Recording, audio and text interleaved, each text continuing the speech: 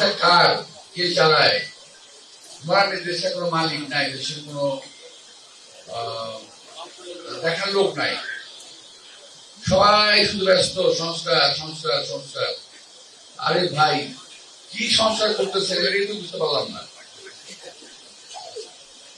আজকে দেশে বেকারের সংখ্যা বেড়ে গেছে, রাস্তায় নামলে হাঁটা যায় না, ফুটপাথ গুলো ভরে গেছে, রাস্তা দখল হচ্ছে।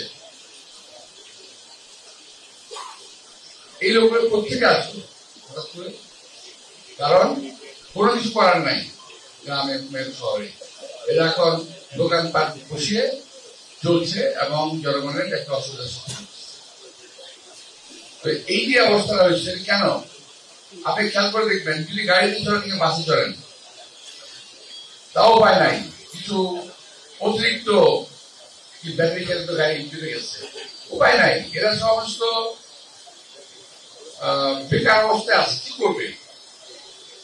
কাজ তো চাই, সেদিকে বেকার। এই দেশে মানুষের সমস্যার সমাধানে এই সরকারের কোন লক্ষ্য নাই। আজ এভাবে উলট পালট করে দিয়ে মারুতি করে খাই। এটা তোমরা পরশু দিন আমি জানি না, আমরা পড়েছি কবির একটা ভাষ্য, উলট পালট করে দিয়ে মারুতি করে খাই। এখন দেশটাকে উলট পালট করে দিয়ে একটা শ্রেণী জুড়ে দেশে নতুন এই শ্রেণী দেশটাকে লুটে পড়ে খাওয়ার চিন্তা ভাবনা করছে,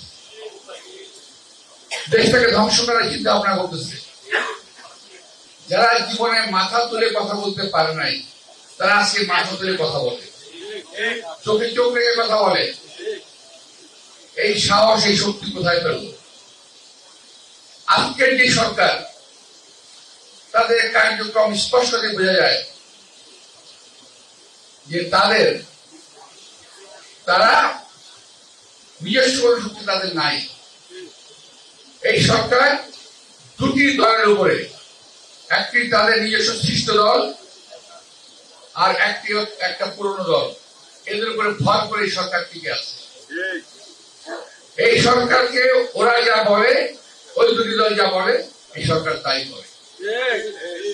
সর্বশেষ প্রমাণ হলো একটা প্রতীক নিয়ে, নির্বাচনের প্রতীক। আমি প্রমাণ করে দিলাম আপনাদের। ওরা যা বলবে সেটাই করতে হবে। এরা কারা? এরা কোথেকে এলো? এদের জনভিত্তি কি? এদের কোনো ভিত্তি আছে বাংলাদেশে কোথাও? একটা নির্বাচন দিলে পরে বুঝে যেত কে কটা ভোট পায়। আমি খুব আশঙ্কা করছি এই দলগুলোকে জেতানোর জন্য সরকার যে কোনো অবৈধ প্রক্রিয়ার আশ্রয় নিতে পারে। যেটা বিগত সরকার করেছিল, যেটা আওয়ামী লীগ সরকার করেছিল, রাতের ভোট দিনের ভোট রাতে, ঠিক এই সরকারও সম্ভবত এরকম কোনো কাজ করে ফেলবে। নইলে এই সমস্ত অনাকাঙ্ক্ষিত লোকজন, এই দেশের জনগণ যাদেরকে প্রয়োজনীয় মনে করে না, তারা আসলে